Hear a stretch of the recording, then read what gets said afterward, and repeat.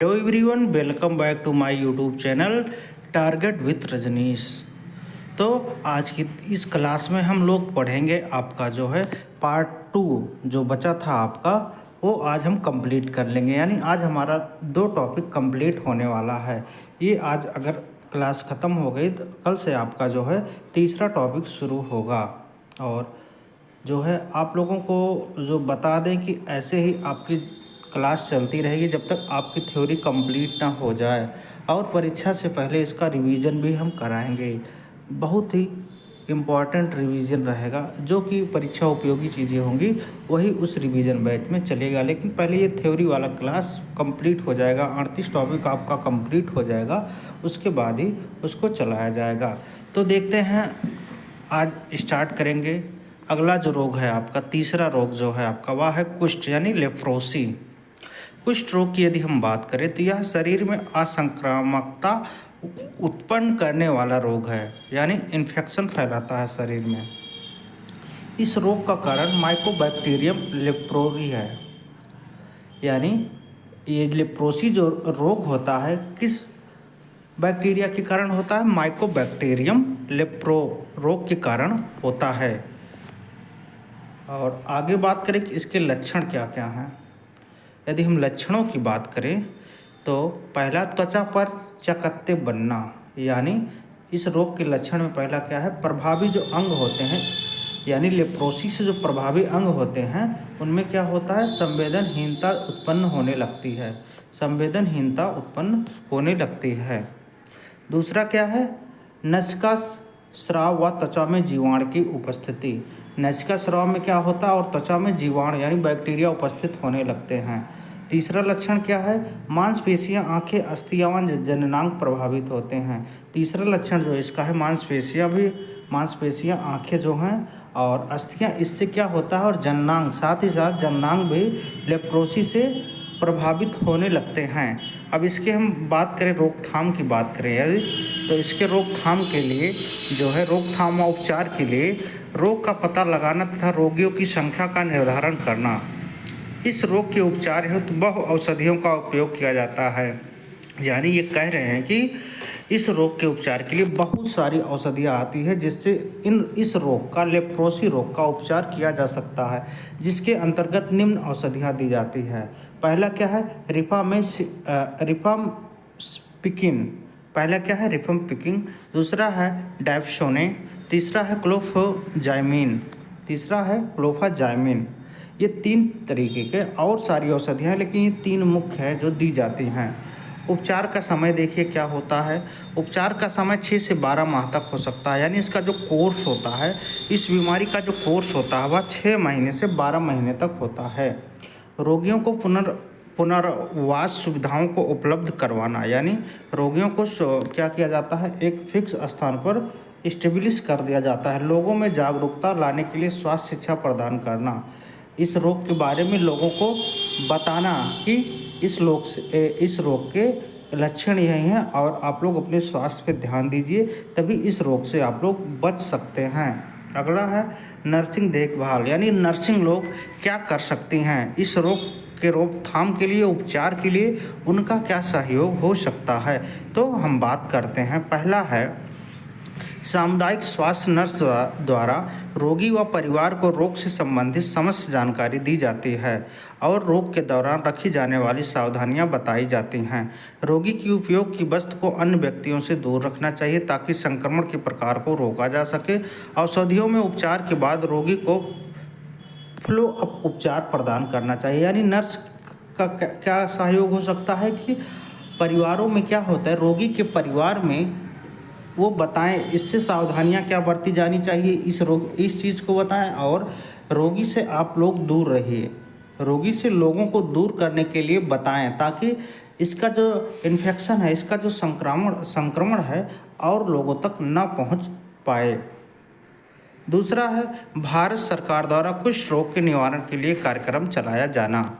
यानी इसमें सरकार का क्या सहयोग हो सकता है? तो सरकार इसमें यह सहयोग कर सकती है तो कि कुष्ठ निवारण अभियान वो चला सकती है, जिससे और लोगों को इसका खतरा ना हो। अगली जो बीमारी है आपकी वह है श्वसन संक्रमण यानी रिस्पायरेटरी इन्फेक्शन।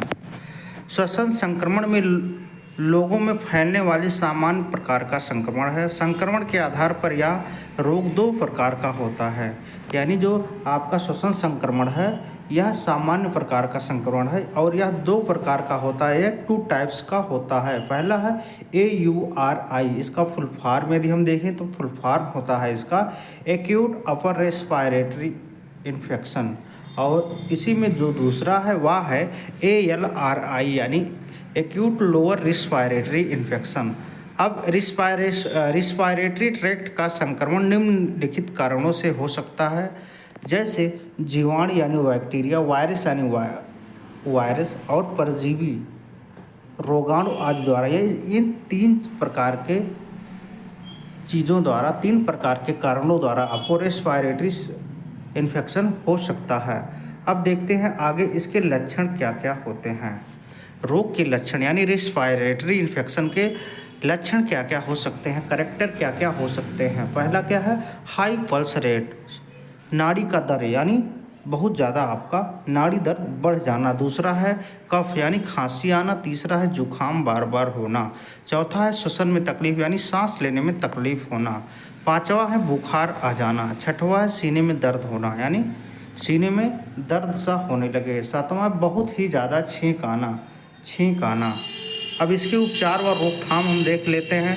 रोकथाम और उपचार की यदि हम बात करें, पहला है भारत में श्वसन संक्रमण के उपचार हेतु निम्नलिखित औषधियों का उपयोग किया जाता है। ए है क्वाट्रीमॉक्साजोल, ये औषधि है। पहली औषधि ये है। दूसरी है बेंजिल पेनिसिलिन। दूसरा क्या है, बेंजिल पेनिसिलिन है। तीसरा है आपका यानी सी है एम्पिकिलाइन, ये तीसरी प्रकार की औषधि है। चौथा है टीकाकरण यानी इसका वैक्सीन ही लगवा लें। और आगे देखते हैं शिशु को नियमित स्तनपान करवाना। दूसरा क्या है, शिशु को नियमित स्तनपान करवाना, इससे भी बच्चे को क्या हो सकता है, रिस्पायरेटरी इन्फेक्शन हो सकता है। अगला जो रोग है आपका, अगली डिजीज है आपकी एड्स के बारे में हम जानते हैं। एड्स का पूरा नाम एक्वायर्ड इम्यूनोडेफिशिएंसी सिंड्रोम होता है। यह एक घातक रोग है। यह एड्स कैसी बीमारी है, बहुत ही डेंजरस बीमारी है।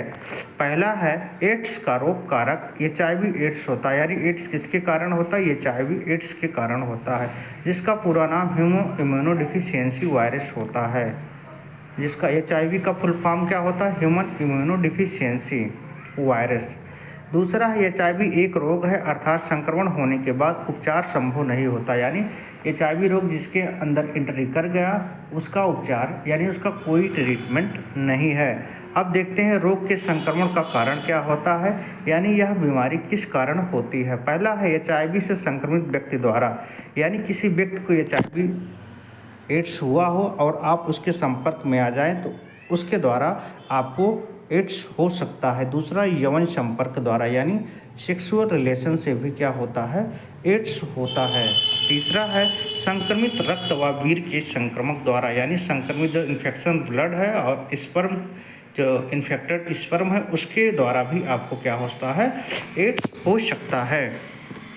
जन्म से पूर्व व जन्म के दौरान माँ के बच्चे के संक्रमण द्वारा फैलता है, यानी बच्चे को कब होता है, जन्म से पूर्व भी हो सकता है और जन्म के बाद भी माँ के द्वारा बच्चे में यह संक्रमण आ सकता है।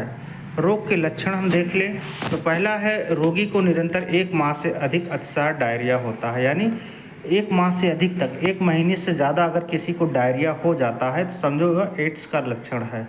दूसरा है रोगी के शरीर का भार कम होने लगता है। दूसरा लक्षण क्या है कि वजन उसका दिन प्रतिदिन घटता जाता है। तीसरे लक्षण की यदि हम बात करें तो तीसरे लक्षण की बात करें तो तीसरा जो लक्षण है वह है 1 माह से अधिक समय तक बुखार आ जाना है, यानी 1 माह से अधिक समय तक क्या आता है, बुखार रहता है। चौथा है संपूर्ण शरीर के लिम्फोनोड्स में सूजन आना, यानी लिम्फोनोड्स में क्या होता है, पूरे शरीर के लिम्फोनोड्स में क्या होता है, सूजन आने लगता है। चौथा है मुख में फफूंद का संक्रमण हो जाता है, यानी मुंह में क्या हो जाता है, मुख में फफूंद जमने लगता है। छठवां है त्वचीय संक्रमण खुजली हो जाती है, स्किन पर क्या हो जाता है, इन्फेक्शन हो जाता है और क्या हो जाता है, खुजली इससे होने लगती है। सातवां है 1 माह से अधिक कफ बना रहता है, लगभग 1 महीने से ज़्यादातर लगातार कफ बना रहता है मरीज को। यदि ये सारे करैक्टर किसी के अंदर दिख रहे हैं तो समझो वो एड्स के सिम्टम हैं। अगला है रोकथाम व नियंत्रण। इससे कैसे बचा जा सकता है रोकथाम। पहला है अतः बचाव हेतु लोगों में रोग के संबंध में जागरूकता लाना अनिवार्य है। इससे बचने के लिए क्या करते हैं, रोगों में क्या होना चाहिए, जागरूकता लाना चाहिए, जिसके लिए स्वास्थ्य शिक्षा प्रदान की जानी चाहिए, जिसके लिए स्वास्थ्य शिक्षा प्रदान की जाती है। दूसरा है एड्स की जानकारी देते समय निम्नलिखित बिंदुओं को सम्मिलित किया जाता है।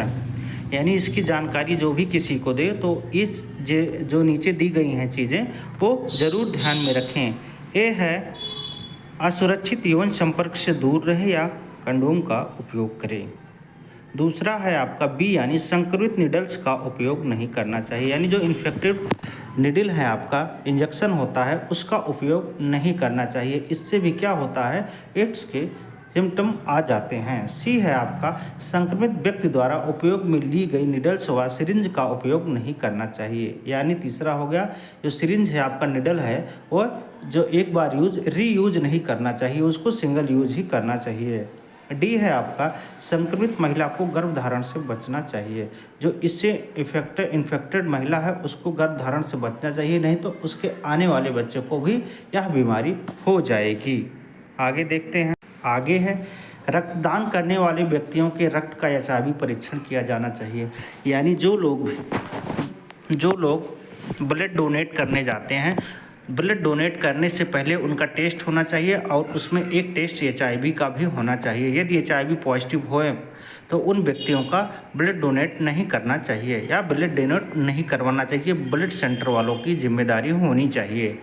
अगला है आपका एड्स के रोगियों के उपचार हेतु स्टरलाइजेशन तकनीकी का उपयोग करना चाहिए। यानी एड्स से पीड़ित जो भी रोगी हैं उनमें क्या होना चाहिए, स्टरलाइजेशन का उपयोग करना चाहिए। अगला है आपका एचआईवी संक्रमित व्यक्ति की रोग प्रतिरोधकता को बढ़ाने के लिए एआरटी एंट्रोबियर थेरेपी का उपयोग करना चाहिए। यानी इस एचआईवी संक्रमित जो भी व्यक्ति है, जो भी रोगी हैं, उनकी इम्यूनिटी बढ़ाने के लिए एआरटी का उपयोग करना चाहिए।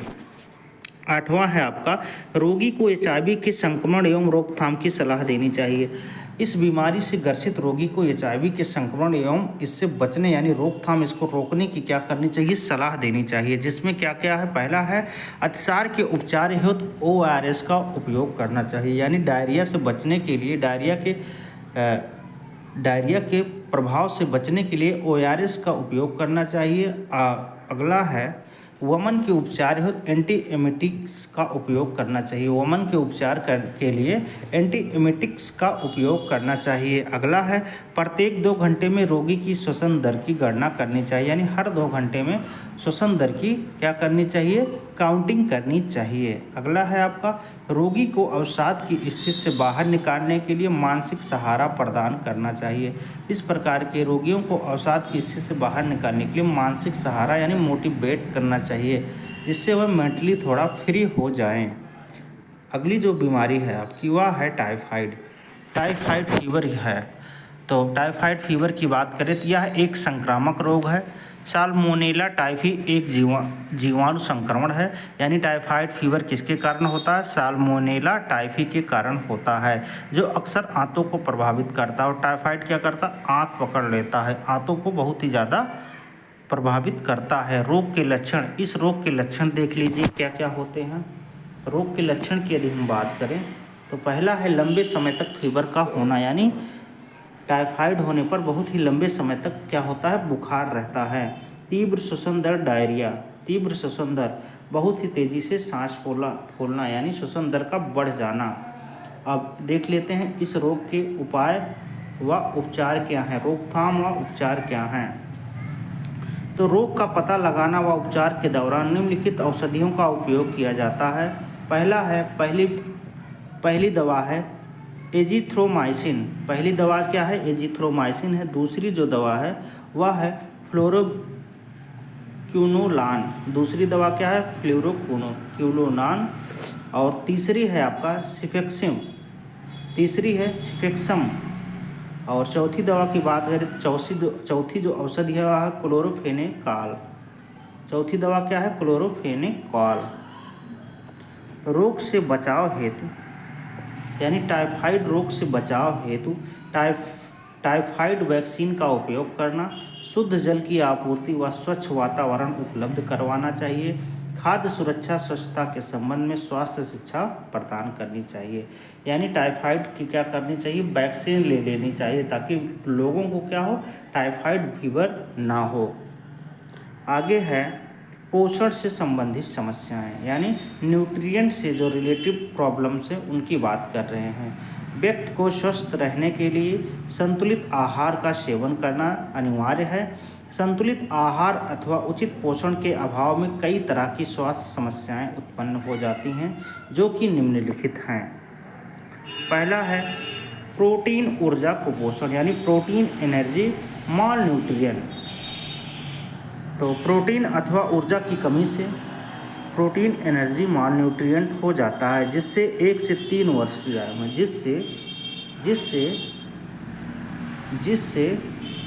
जिससे 1 से 3 वर्ष की आयु के बच्चों में क्वाशीओरकर तथा मरासमस रोग हो जाता है। यानी प्रोटीन की कमी से सूखा रोग जिसको बोलते हैं तथा मरासमस रोग हो जाता है। ये बहुत इम्पॉर्टेंट है दोनों, आप इसको ज़रूर ध्यान में दीजिएगा। विटामिन की कमी से होने वाले रोग। विटामिन की कमी से होने वाले रोग भोजन में विभिन्न विटामिन्स जैसे विटामिन ए हुआ, विटामिन बी, विटामिन डी की कमी से क्रमशः रतौंधी, बेरी रिकेट्स आदि रोग हो जाते हैं। यानी विटामिन ए से कौन सा रोग होता है? आपका रतौंधी रोग होता है। विटामिन बी से आपका बेरी होता है। विटामिन डी से आपका रिकेट्स यानी सूखा रोग हो जाता है। ये सारी चीज़ें विटामिन की कमी से होने वाले रोग हैं। अगला है आपका ग्वाइटर रोग। ग्वाइटर रोग आयोडीन समुद्र से दूर निचले क्षेत्रों में कम मात्रा में पाया जाता है। वहाँ के व्यक्तियों के शरीर में आयोडीन की कमी हो जाती है, जिससे ग्वाइटर रोग, यह रोग पेंडेमिक डिजीज़ है। यानी ग्वाइटर रोग यानी जिसको क्या बोलते हैं हम? गलकंठ यानी घोंघा रोग भी बोलते हैं। ग्वाइटर रोग को क्या कहते हैं? घोंघा रोग भी कहते हैं। इसको क्या कहते हैं?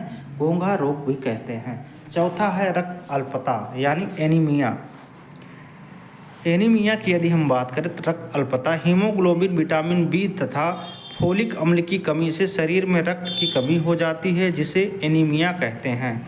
यह मुख्यतः गर्भवती महिलाओं में, स्तनपान करवाने वाली माताओं में, किशोरावस्था में होने वाला रोग है। यानी एनीमिया सबसे ज़्यादा किस में होता है? गर्भवती महिलाओं में होता है, स्तनपान करवाने वाली माताओं में होता है तथा किशोरावस्था में होने वाला यह रोग है। मुख्य रूप से इन 3 अवस्थाओं में यह बीमारी एनीमिया की होती है। आगे देखते हैं। अगला जो रोग है आपका वह है लेथीरिज्म। लेथीरिज्म मनुष्यों का एक तंत्रिका संबंधी रोग है जो लेथीरस वंश की कुछ फलियां खाने से होता है। इसे लेथीरस सेटिवस, जिसे घास मटर, चिकलिंग मटर, केसरी दाल या अल्मोटा के रूप में जाना जाता है। यानी लेथीरिज्म किसके रूप में जाना जाता है? घास मटर, चिकलिंग मटर, केसरी दाल या अल्मोटा के रूप में जाना जाता है, जो मुख्यतः मध्य प्रदेश, झारखंड, उत्तर प्रदेश तथा बिहार में होता है। यानी लेथीरिज्म रोग किस में होता है?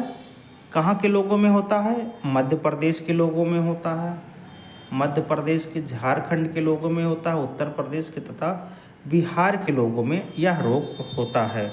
यदि हम बात करें अगले रोग की तो आपका अगला रोग है फ्लोरोसिस। पानी में क्लोरीन की अधिक मात्रा के कारण यह रोग हो जाता है। यह मुख्यतः आंध्र प्रदेश, पंजाब, बिहार, झारखंड, केरल तथा राजस्थान में होता है। यानी पानी में जब क्लोरीन की अधिक मात्रा हो जाती है, क्लोरीन की प्रचुरता अधिक हो जाती है, तो यह फ्लोरोसिस रोग हो जाता है। और यह रोग आंध्र प्रदेश में सबसे ज़्यादा होता है, उसके बाद पंजाब में, बिहार में, झारखंड, केरल तथा राजस्थान, इन राज्यों में सबसे ज़्यादा पाया जाने वाला रोग है फ्लोरोसिस। यहीं सबसे ज़्यादा यह रोग होता है, बाकी राज्यों में इससे कम होता है। अगला जो बीमारी है आपकी अगला जो रोग है वह है चिकित्सा सुविधाओं की नगरीय स्तर पर उपलब्धता तो संभव है, परंतु ग्रामीण स्तर पर अभाव है। भारत में आज भी 80% जनसंख्या ग्रामीण क्षेत्रों में निवास करती है। स्वास्थ्य सेवाओं के अभाव में व्यक्ति अस्वस्थता का शिकार हो जाता है। यानी 80% जनसंख्या कहाँ निवास करती है? ग्रामीण क्षेत्र में निवास करती है। और ग्रामीण क्षेत्र के लोगों को कम जानकारी के लिए वह क्या करते हैं? बीमारियों का शिकार हो जाते हैं। बीमारियों का क्या हो जाते हैं? शिकार हो जाते हैं, क्योंकि उनमें जागरूकता व जानकारी की थोड़ा सा कमी रहती है। अगला है जनसंख्या दर। जनसंख्या वृद्धि की यदि हम बात करें तो बढ़ती हुई जनसंख्या के कारण समाज में कई तरह की समस्याएं जैसे गरीबी, अशिक्षा, बेरोजगारी, चिकित्सा सुविधाओं का अभाव आदि उत्पन्न होती हैं। भारत की वर्तमान जनसंख्या 1 अरब से अधिक है। यानी बीमारी का कारण क्या क्या है? अगर जनसंख्या दर बहुत ही ज़्यादा हो, देखिए भारत और चीन में देखिए जनसंख्या बहुत ही ज़्यादा है, इसलिए वहाँ क्या है? गरीबी है। इसलिए वहाँ क्या है? गरीबी है, अशिक्षा है, बेरोजगारी है और चिकित्सीय सुविधाओं का अभाव है। यानी जब जनसंख्या बहुत रहेगी तो सरकार कितनी ज़्यादा फैसिलिटी को दे सकती है। अगर हम भारत की वर्तमान जनसंख्या की बात करें तो भारत की वर्तमान जनसंख्या 1 अरब से भी अधिक है। 1 अरब से भी अधिक है। आगे बात करते हैं वातावरणीय स्वच्छता, वातावरणीय अस्वच्छता से संबंधित समस्याएं। यानी जो आपका इन्वायरमेंट गंदा हो गया है, बहुत ही अस्वच्छ हो गया है, तो पॉल्यूटेड हो गया है, इसके कारण क्या हो सकता है? वातावरणीय अस्वच्छता के कारण जलवायु भी ग्रसित है। जलवायु धूल का प्रदूषण होता है जिससे कई तरह के संक्रामक यानी इन्फेक्शन रोग हो जाते हैं। असंक्रामक रोग की बात करें तो असंक्रामक रोग जैसे मधुमेह, हृदय रोग आदि के कारण समुदाय का स्वास्थ्य स्तर प्रभावित होता है। यानी असंक्रामक रोग के कारण क्या होता है? समुदाय का स्वास्थ्य स्तर क्या होता है? बहुत ही प्रभावित होता है। अब बहनों, आपका थ्योरी जो है ये ख़त्म हो गया है। अब इससे रिलेटेड यानी टॉपिक 2 से रिलेटेड आपके जो महत्वपूर्ण प्रश्न हैं उसको हम देख लेते हैं। तो पहला प्रश्न है आपका निम्नलिखित में से कौन सी प्रक्रिया होम विजिट बैग का उपयोग करके नहीं की जाती है? ए है ORS तैयार करना, बी है भाप अभिश्वसन, सी है अस्थिभंग उपचार, डी है शिशु का भार लेना। तो इसका जो राइट आंसर होगा वह होगा आपका सी, अस्थिभंग उपचार। ये इसका राइट आंसर होगा। या होम विजिट बैग का उपयोग करके इसको नहीं किया जा सकता। अगला देखें, आगे बात करते हैं हम। अगला है प्रश्न आयोडीन की कमी के कारण कौन सा रोग होता है? ए है घेंघा रोग, बी है नमक, सी है सूखा रोग, डी है थायराइड। तो आप लोग अभी पढ़े हैं ग्वाइटर रोग, यानी आयोडीन की कमी के कारण कौन सा रोग होता है? तो घेंघा रोग होता है। आगे बात करें जल के शुद्धिकरण का अंतिम चरण क्या है? यानी जल जब शुद्ध होता है तो लास्ट स्टेज उसका क्या होता हुआ, किस रूप में हमें प्रदान होता है, यानी किस रूप में प्राप्त होता है? ए है स्कंदन, बी है अवसादन, सी है कीटाणुशोधन, डी है निस्यंदन। तो जो सबसे ज़्यादा इम्पॉर्टेंट है वह कीटाणुशोधन, यानी अंतिम चरण इसका क्या होता है? वह होता है कीटाणुशोधन। आगे बात करें अगले प्रश्न की यदि हम बात करें तो आपका अगला प्रश्न है निम्नलिखित में से कौन सा आंत संक्रमण का उदाहरण है? आंत संक्रमण के उदाहरण की यदि हम बात करें तो पहला है टाइफाइड, दूसरा है छोटी माता, सी है स्केबीज, डी है जुकाम।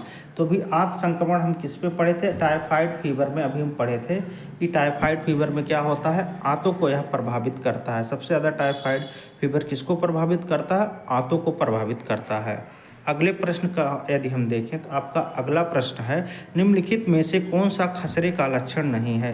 ए है शरीर का सामान्य तापमान, बी है नेत्रों से पानी आना, सी है आवाज़ की स्वर कर्कशता, डी है बहती नाक। यानी खसरे का लक्षण नहीं है, यानी ए जो है आपका शरीर का सामान्य तापमान इस खसरे का लक्षण नहीं है। बाकी आपका नेत्रों से पानी भी आता है खसरे में, आवाज़ में क्या होता है? परिवर्तन हो जाता है और नाक हमेशा बहती रहती है। ये तीनों चीज़ें होती हैं। जबकि ये चौथा जो है आपका यानी ए वाला शरीर का सामान्य तापमान, ये इसका बिल्कुल भी करेक्टर नहीं है। अगला प्रश्न देखें, बीसीजी की वैक्सीन किस रोग के लिए लगाई जाती है?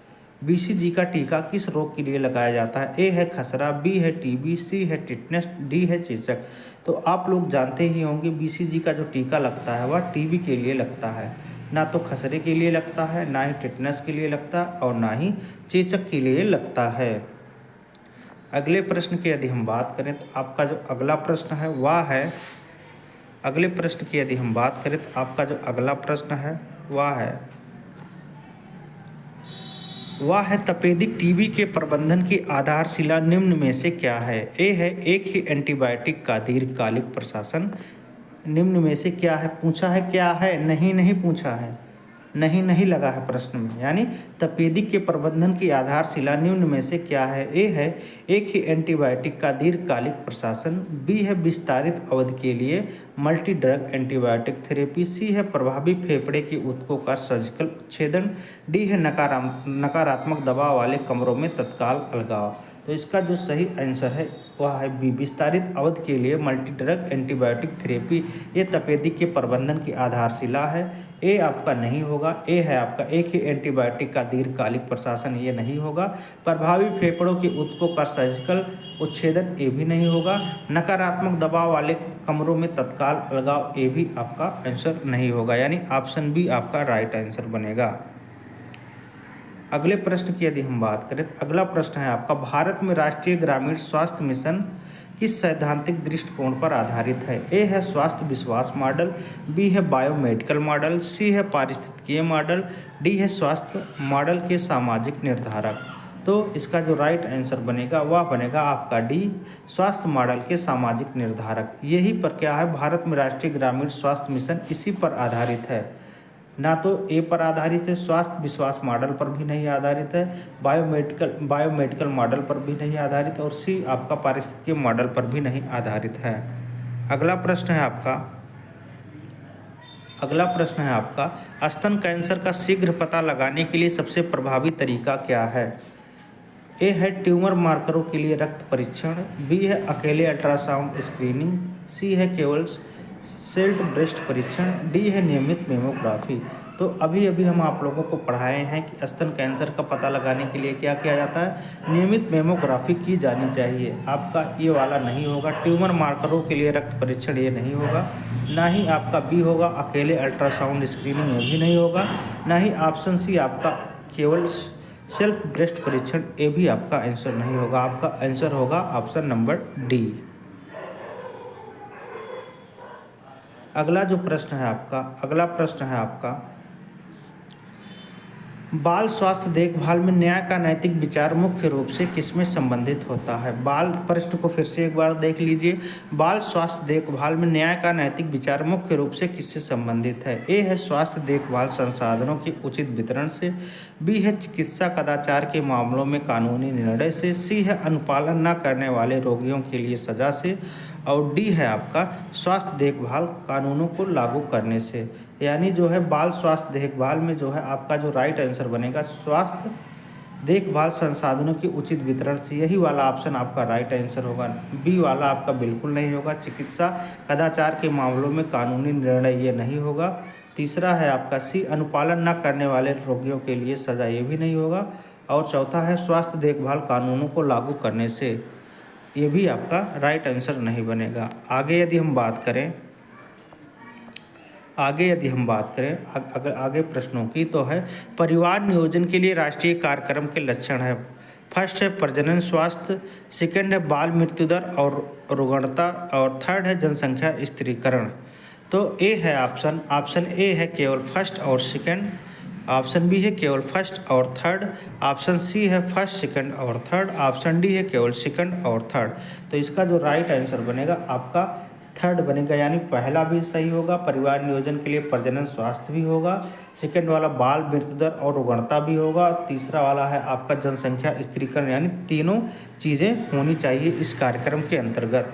अगले प्रश्न की यदि हम बात करें तो आपका अगला प्रश्न है हेपेटाइटिस ए के संचरण का सबसे आम मार्ग है। ए है यौन मार्ग, ये बिल्कुल नहीं होगा, और आपका सी है रक्तदान, ये भी नहीं होगा, डी है वायुजनित श्वसन, आपका ये भी नहीं होगा। हेपेटाइटिस ए के लिए मल ओरल मार्ग, आपको पढ़ाए भी हैं हेपेटाइटिस ई के लक्षण में, मल ओरल मार्ग से हेपेटाइटिस ई का संचरण होता है, यही इसका राइट आंसर होगा। अगले प्रश्न की यदि हम बात करें, तो आपका अगला प्रश्न है प्रभावी व्यक्तिगत स्वच्छता प्रथाएं जैसे कि नियमित स्नान और संभावना मुख्य रूप से किसके द्वारा स्वास्थ्य संवर्धन में योगदान करती है। प्रश्न को फिर से देख लें। प्रभावी व्यक्तिगत स्वच्छता प्रथाएं जैसे कि नियमित स्नान और संभावना मुख्य रूप से किसके द्वारा स्वास्थ्य संवर्धन में योगदान करती हैं। तो ए है विशेष रूप से त्वचा रोगों की रोकथाम, तो ये बिल्कुल नहीं होगा। बी है किसी भी अन्य स्वास्थ्य संवर्धन गतिविधियों की आवश्यकता को समाप्त करना, ये भी नहीं होगा। सी है सामाजिक रूप से स्वीकार उपस्थिति सुनिश्चित करना, ये भी नहीं होगा। चौथा है संक्रमण के जोखिम को कम करने और समग्र कल्याण को बढ़ावा, संक्रमण के जोखिम को कम करने और समग्र कल्याण को बढ़ाने, यही आपका क्या होगा, राइट आंसर बनेगा। ये तीनों आपके गलत होंगे, ऑप्शन डी आपका राइट आंसर बनेगा। आगे यदि हम बात करें अगला प्रश्न, भारत में बाल दुर्व्यवहार रोकथाम एवं उपचार अधिनियम किस वर्ष पारित किया गया। तो जो ये है भारत बाल दुर्व्यवहार रोकथाम एवं उपचार, वह अधिनियम किस वर्ष पारित किया गया। तो 1998 में नहीं पारित किया गया था, ना ही 1955 में पारित किया गया था और ना ही 1995 में पारित किया गया था। भारत में बाल दुर्व्यवहार रोकथाम जो है वह 1974 में पारित किया गया था। अगले प्रश्न की यदि हम बात करें, अगला प्रश्न निम्नलिखित में से कौन सा कथन भारत की प्रमुख स्वास्थ्य समस्या बताता है। फर्स्ट है प्रदूषण, सेकंड है औषधि और थर्ड है एसटीडीएस में वृद्धि। तो ए है फर्स्ट, सेकंड एवं थर्ड, ये आपका ए है फर्स्ट, सेकंड एवं थर्ड, यानी प्रदूषण, औषधि, एसटीडीएस में वृद्धि, कौन सा कथन भारत की प्रमुख स्वास्थ्य समस्या, यानी स्वास्थ्य समस्या में आपका प्रदूषण भी है, औषधि भी है, एसटीडीएस भी, वृद्धि भी है, यानी ये तीनों चीज़ें बताती हैं स्वास्थ्य समस्याओं को। बी है केवल 1 एवं 2, ये नहीं होगा, 1 एवं 2 होगा लेकिन तीसरा भी होगा, सी वाला भी नहीं होगा और ऑप्शन डी वाला भी केवल 2 एवं 3, ये भी नहीं होगा। अगले प्रश्न की यदि हम बात करें तो आपका अगला जो प्रश्न है वह है प्रधानमंत्री स्वास्थ्य सुरक्षा योजना की कार्यान्वयन रणनीति निम्नलिखित में सिद्धांतों को दर्शाती है। ए है स्वास्थ्य संवर्धन मॉडल, बी है बायोमेडिकल मॉडल, सी है सिस्टम सिद्धांत, डी है पारिस्थितिकीय मॉडल।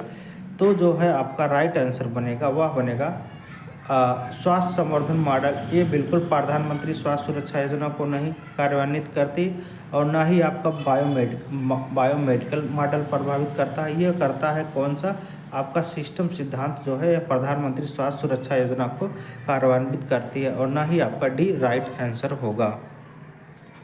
अगला प्रश्न यदि हम देखें तो आपका अगला प्रश्न है भारत में राष्ट्रीय तंबाकू नियंत्रण कार्यक्रम किस व्यवहार परिवर्तन सिद्धांत के अनुरूप है। ए है सामाजिक संज्ञानात्मक सिद्धांत, ये नहीं होगा। सामाजिक संज्ञानात्मक सिद्धांत ये नहीं। नियोजित व्यवहार का सिद्धांत, ये भी नहीं होगा। भारत में राष्ट्रीय तंबाकू नियंत्रण कार्यक्रम स्वास्थ्य विश्वास मॉडल पर किस पर आधारित है, स्वास्थ्य विश्वास मॉडल पर आधारित है। आपका डी भी नहीं होगा। ट्रांस थियोरेटिकल मॉडल इस पर भी नहीं आधारित है। अगले प्रश्न की बात करें, बस अगला प्रश्न आपका ख़त्म हो गया है। तब आप लोग बताएं कि यह क्लास कैसा रहा, आप लोग ज़रूर बताएं। और आप लोगों के लिए एक जानकारी है कि यदि आप लोगों को पेड बैच चाहिए जिसमें आपका 3800 टॉपिक का फुल कॉन्सेप्ट प्लस MCQ भी रहेंगे, बहुत ही ज़बरदस्त रहने वाला, आप लोग एक बार पढ़ लेंगे तो आप लोग कहेंगे हाँ सर कितना अच्छा कंटेंट आप तैयार किए हैं। मैं गारंटी लेता हूं कि आप लोग जो 2400, 2000, 3000 वाला कोर्स ले रहे हैं उससे कहीं ही ज़्यादा बेहतर है। तो यदि आप लोगों को यह चाहिए, इसकी PDF यानी फुल कोर्स आपको चाहिए, तो आप लोग हमसे इस नंबर पर संपर्क कर सकते हैं 77 058